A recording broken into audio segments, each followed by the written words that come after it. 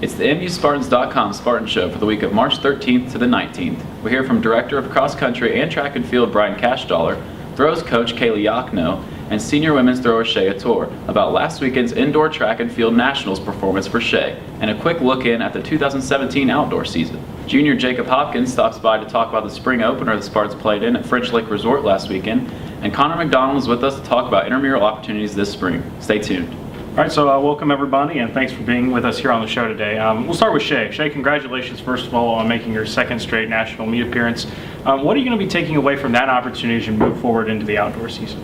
I have a lot to work on. There's always room to improve. I'm really excited. I'll finally be back on the same training schedule as the rest of my team. So I like Coach Jachno, don't get me wrong, but I definitely do miss my teammates. So being back with everybody will be great, and I'm just excited to get back into it. Sure.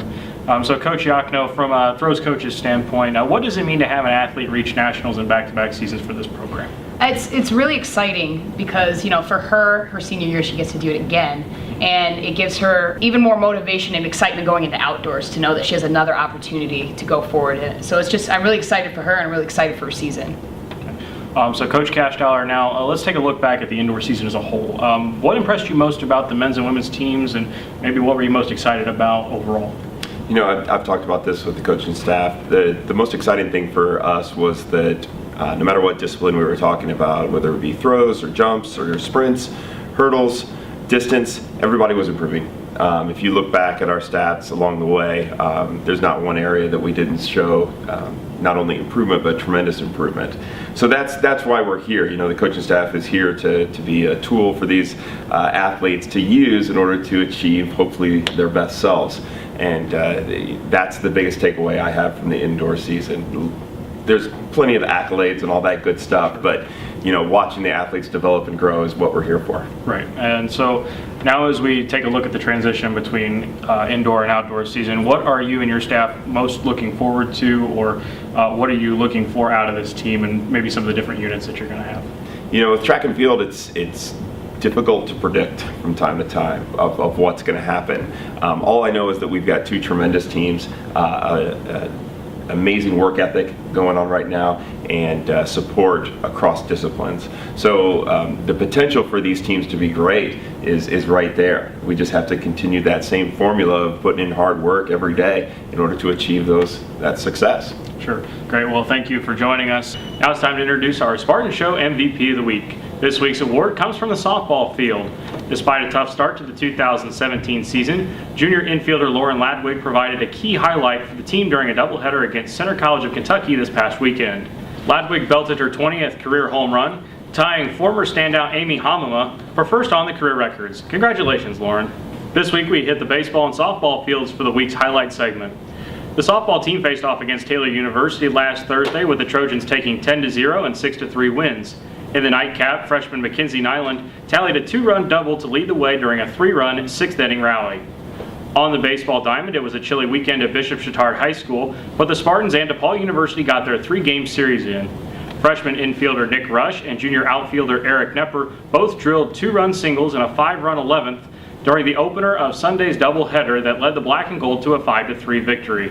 DePaul, despite strong pitching throughout the set from the Spartans, managed a 3-2 win in the weekend opener and held on for a 3-1 win in Sunday's finale. Jacob, thanks for joining us today. Now let's just begin by having you walk us through a little bit how this past season opener went on Donald Ross Court down at French Lake. It went okay. It was a tough little course, tough track, and it was one of our tougher courses that we're going to play this year, but it was very nice. It was very cold, very chilly, Sure. And it was challenging at times, but we found a way to shoot the scores we could, and we're looking to improve as the year goes on. Good. And so you're one of the only two returners from last spring's roster. What does it mean to be in a leadership role like that? It means a lot, actually, because I want to lead by example for my team, because I want to show that if I'm working hard, it'll help them work harder, and by the end of the year, maybe we can keep improving our scores and be a better team by the end of it. Great. And do you have any goals you and your teammates personally or as a team have set for this coming season? Our goals are actually we want to play better throughout the year, and we want to improve on our scores. So like this past weekend, we shot okay the first day, but half of our team, they improved on the second day. So we want to continue doing that as the tournaments progress, and hopefully by the end of the year, we'll maybe knock 10, 15 strokes off our final scores. Awesome.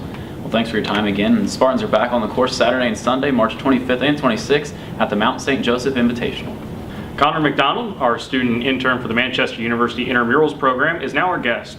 Connor, what events are on the schedule for this spring, and how do our interested individuals that are watching sign up for those events? Well, right now we are finishing up futsal, and the tournament starts this week. But after spring break, when we come back, we will be starting men's and co-rec basketball, softball, and 6v6 volleyball. And the way to sign up is after spring break, the first week back, we will have a table at lunch and dinner with sign-up sheets for you to grab them, or you can just come talk to me and Tammy, and we will grab you a sheet whenever you need it. Okay, so obviously it's always a busy time with intramurals, having intramurals all the time throughout the year. So how have the numbers been for some of your events that have happened in the fall and the spring, and what have been some of the bigger highlights been in terms of participation? The numbers have been good. I mean, we haven't really had sand volleyball the past 2 years in the fall because most of the people that would participate are the volleyball girls, and they're in season and can't be a part of it, so we haven't had that the past 2 years. But I think one of the biggest highlights would probably have been the floor hockey tournament we just put on from intramurals. Tanner Forsyth helped us put that together. A couple of Coach Paulson's floor hockey students from the fall wanted to get intramural floor hockey going, but since we didn't have a room for it, we just kind of got a tournament going that intramurals helped put together, and I think that was a good highlight because a lot of people actually showed up for that. So. All right, well, cool. Connor, thanks for joining us. We appreciate your time, and good luck with the rest of your spring schedule. Thank you. That's a wrap on this week's show. A reminder, we'll be off the air next week due to spring break and return for the week of March 27th to April 2nd with more in-depth information on Manchester University athletics and also a special interview with the Manchester Activities Council. Have a good week.